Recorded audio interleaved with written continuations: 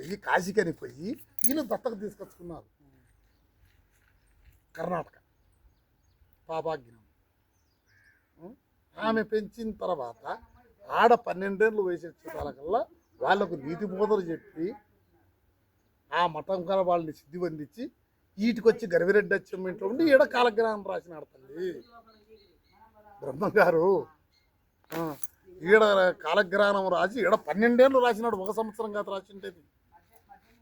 అప్పటికి 24 ఏళ్ళ వయసు ఊరిటి చేతాలకాయలు ఆయన ఈడ రాసి వీటి నుంచి పెద్ద కోమెర్లకు పోయి పెళ్లి చేసుకొని కందిమల్లాయపల్లె పోయినాడు. కందిమల్లాయపల్లె కాటికి పోయి కొడుకులు బిడ్డలు ఆడ సంసారం పెట్టి అట్నుంచి సిద్ధుని తోలుకొని వాళ్ళకు ఒప్పచెప్పి ఈయన దేశాలన్నీ ఉపదేశం చేసి ఆడ సిద్ధి పొందినాడు. ఆయన పుట్టక అక్కడ, పెరగటం ఇక్కడ, రాయటం ఇక్కడ, సిద్ధి పొందటం అక్కడ. అది నేను ఆయన చరిత్ర మా గొప్ప చరిత్ర కదా. మా అనుభవం ఉంది, మనకు జరిగేది జరగబోయేది. ఎక్కడ సిద్ధి పొందింది? ఎక్కడ?